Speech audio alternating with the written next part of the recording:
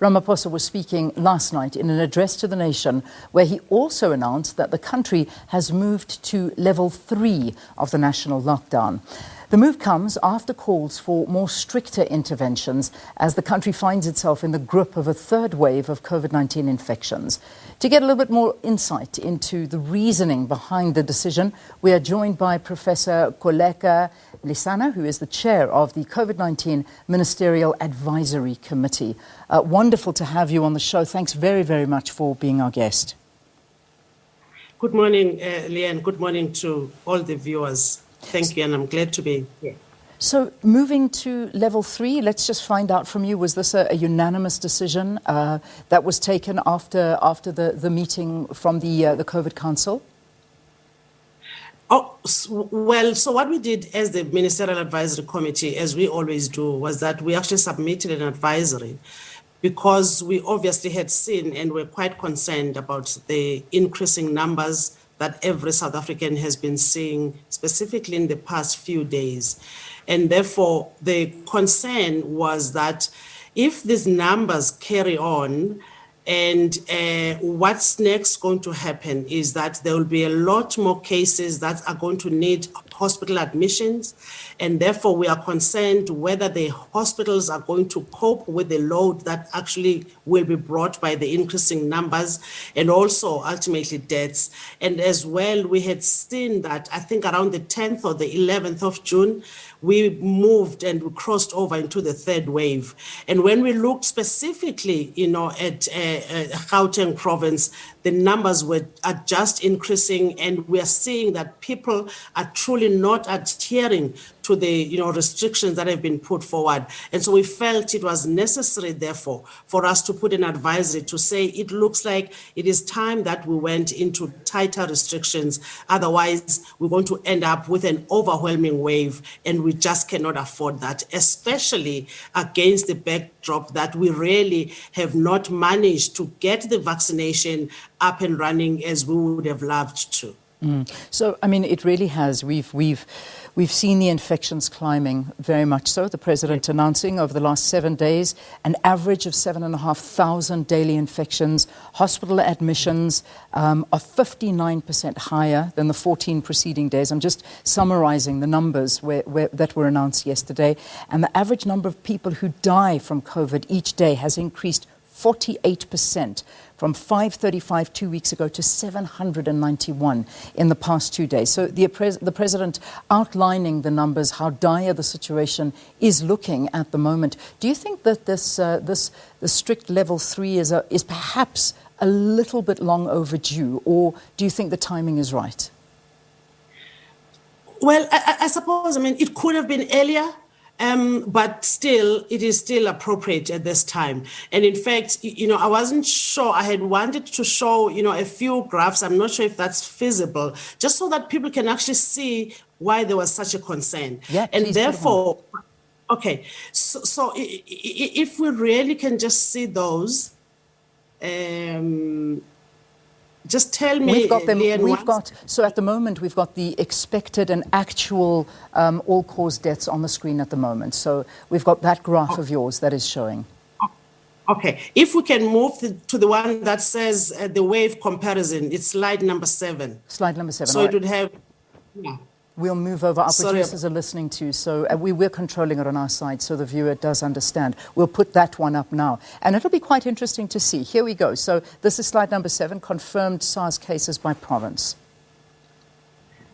Is it saying during the first wave, once the 2008 cases? Let me double check. I think...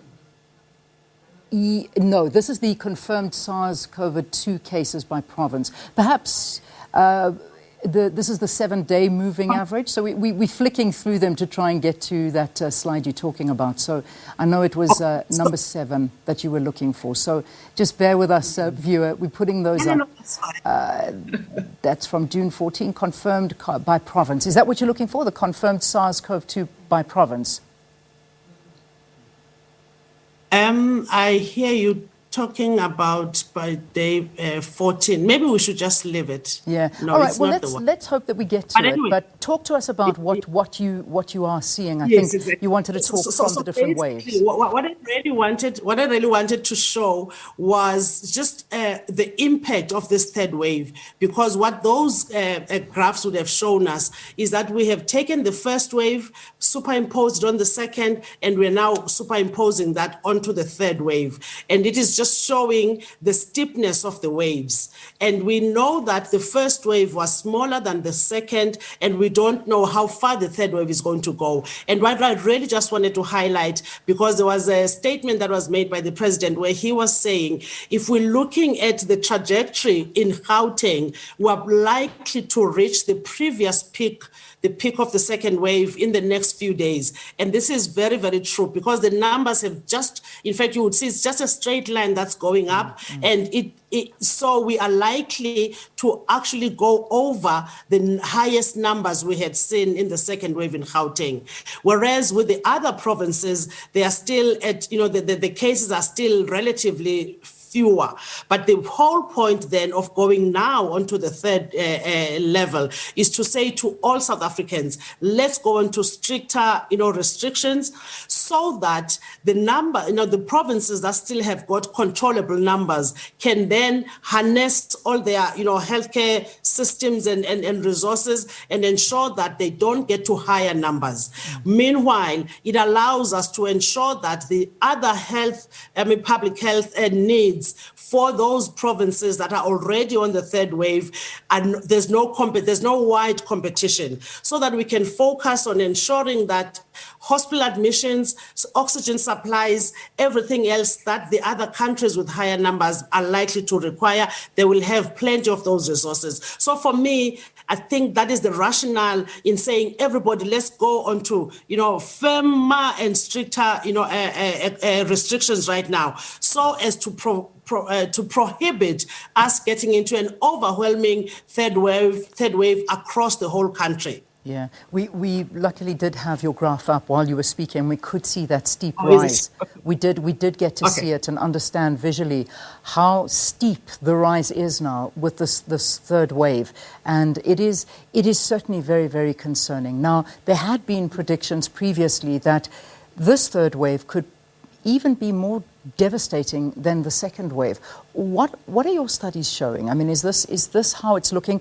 Definitely in Gauteng, I imagine that is already, as you say, we're a couple of days from already going past what the second wave looked like. But generally, nationwide, it seems to be a bit slower in those other provinces. What do you think? Yes, definitely. It does seem to be lower in the other provinces. And we are attributing this to the fact that because the second wave was much bigger than the first wave, it therefore means there's a reasonable percentage of the population that actually has been exposed to infections. And we believe that once somebody has actually been infected, there is a level of protection. The only challenge is that we don't know how long that level of protection lasts. But there is a level of protection because your body does mount an immune response. And so with when we're looking at predictions, it looks like we are unlikely to have a more devastating third wave because of that, underlying, protection in that. For instance, if you're looking at the Western Cape and you look at UKZN, basing it from the previous waves, there should be a lot more people who are exposed, and therefore the risk of those that have not been exposed is less, and we're thinking we therefore might not reach those same numbers. But remember, these are all predictions. We don't know. And obviously they're driven by human behavior. And also we are predicting that even the deaths will not really be as many and will not be as that high. But we don't know. That is why we need to be preventive right now. We don't want to get to those levels where we find that protection is not actually being, we're not seeing it effectively. The second thing is that you will remember that in December, end of November, beginning of December, it was not just a matter of increasing cases because, of people's behavior, but the second wave was driven by the new variant that was first identified here. We now call it the Beta variant. And that was one of the key things that drove the second wave. But if we're looking where we are right now, we know that more than 90% of cases of COVID in the country are still due to the Beta variant. So there has been no new variant introduced into the country. At least for this wave, we will not have a new variant affecting the wave. And that's why we therefore think we should be able to predict what is likely to happen.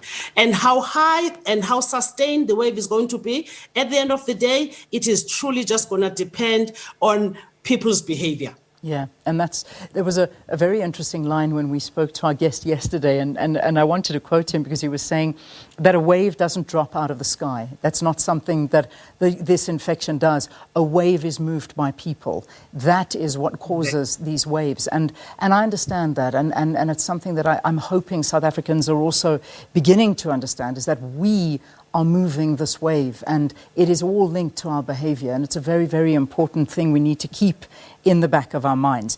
Now I want to talk to the hospital beds. You mentioned this in your very first answer. We were talking to what it's looking like in hospitals.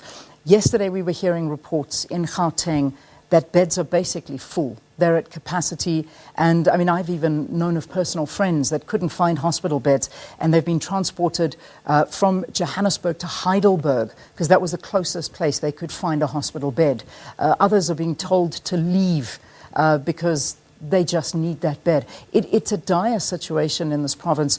Are you concerned about this? I mean, should we not start looking for alternatives and perhaps get that camp that used to be going at Nasrec up and going, where the hospital beds are now apparently not in use anymore?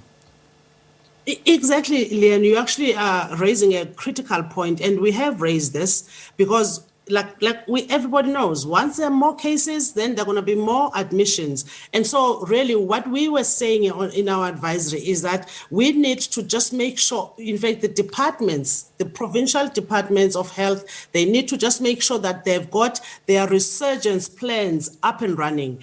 And so when we can see, and there's a forecast of increased admissions, there must be backup plans. And so the field hospitals that were there when we started, around the first wave, those there must be a plan to get those up and running within a very short space of time. I must say, though, we put that in our advisory, but as to whether the Gauteng province has got that in place, that's one area that I'm not sure of. And I think that's something that the department has got to really come out and say, this is the plan that we have, these are the extra beds that we are preparing, and this is how people should access those beds. Because exactly as you're saying, the minute that the hospitals are full, what's going to happen to patients, and where are patients going to be admitted? And we just cannot afford that. That's why it goes back to my first point, that really, therefore, we need to concentrate on the provinces that are currently going through their third wave, so that we can ensure that all resources can actually focus on that. We don't want a situation where we find ourselves running out of oxygen like we did in the previous waves. Yeah, and I'm already seeing a couple of messages from people saying, we need oxygen. Where can we find oxygen? We do not want to be in that situation for any longer than we need to. I want to, before I let you go, because I know that our time is very limited at the moment, but schooling. This is still, nothing was mentioned about it last night during the President's address. I'm not sure if it should have been, or perhaps, that's still something we will hear from the Basic Education Department. But we are seeing that learners are getting it. Teachers still haven't been vaccinated. We know we're waiting on these vaccines that have been promised for teachers. But let's talk about this. What about schools? What are we going to do there? What are you recommending? I must be honest, Leanne, actually, as the advisory committee, we just highlighted, in our last meeting that that's probably the next thing that we need to focus on. I guess it becomes a matter of, do we wait until, for instance, the Department of Education requests an advisory from us, or do we craft an advisory and present that to the Department of Health? So really, that's going to be our next issue to look at, from here onwards. And I think the point that the president was making last night is also critical. And that's why earlier on I was saying we're in the midst of all these increasing infections and waves, whilst, on the other hand, vaccinations are not going as they should, because really what would be the answer to schools would be if we can get the teachers vaccinated. Because really, otherwise we're going to end up in a situation where it is an open, close, and it's definitely going to interrupt the education system of the country. And we have seen how even when we try with schools closed and we try and say we're going to do virtual education, the majority of South Africans just cannot afford that, and they're not able to access, the resources required for such. So really, for me, I think what must be priority is to get vaccine doses into the country and ensure that when we get those vaccine doses, then the teachers become, a priority so that we can get the education system going on. Yeah. But otherwise, it is a concern. And it is something that we are definitely going to be looking at. Yeah, and we need to also keep in our mind that yes, the educators are of major concern, but we need to worry about children as well, because children are getting it, whether we like to believe it or not. They're getting it, and not everybody or every child has very little symptoms or asymptomatic. They do get this, and quite severely, and it's spreading amongst children, and we need to keep that going. But I know this will be the topic of our next conversation. I just want to close up on the vaccination drive, because it is disappointing. I mean, last night I was listening, and the whole time I'm thinking, I'm trying to calculate where I'm going to fall into this. And I know there's so many people ahead of me that are much more desperate, and yet it doesn't look like they're going to get it either anytime soon. Are you disappointed? Are you as disappointed as I am listening to our vaccination drive? Actually, disappointed is probably putting it mildly. We were devastated when we heard the report of the FDA. In fact, someone even said it looks like we have, as a country, we just have got such bad luck, because now, it has taken away 2 million doses that would have really come in handy, and we desperately need those. So, but at the same time, I think it was good to hear the president last night, highlighting what plans are in place to ensure that there's an increase, in doses. And I think for me, because I was concerned that, okay, fine, the first whatever doses, 2 million that were due to come to the country that were coming from Gqeberha are not going to be coming anymore. But then the plant has promised that they are going to start production. And my question was, how long is this going to take? Because we just don't have time. We needed this, like months ago. But at least when he said that we are expecting, the first, products out within a week, if I heard him correctly. So really, I'm really hoping that is going to happen. And also the question is, how much more vaccine doses then are we able to get into the country as quickly as possible? So it's very critical, and that has got to happen. And we're talking, it must be done within days. Mm-hmm. Now, the other thing I also want to stress as well, Leanne, is that we have been getting Pfizer doses coming in every week in the country.